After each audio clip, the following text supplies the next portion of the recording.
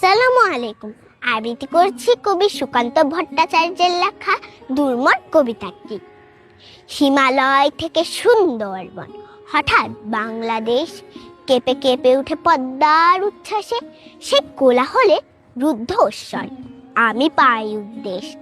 জলে ও মাটিতে ভাঙনের বেগাসে, হঠাৎ নিরহ মাটিতে কখন জন্ম নিয়েছে সচেতনতার ধান। গত আকালের মৃত্যুকে মুছে আবার এসেছে বাংলাদেশের প্রাণ।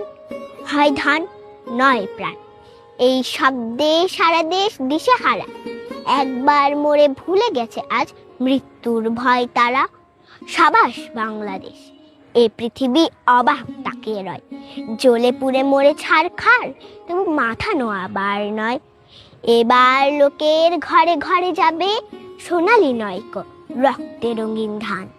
দেখবে সকলে সেখানে জ্বলছে দাও দাও করে বাংলাদেশের প্রাণ। ধন্যবাদ।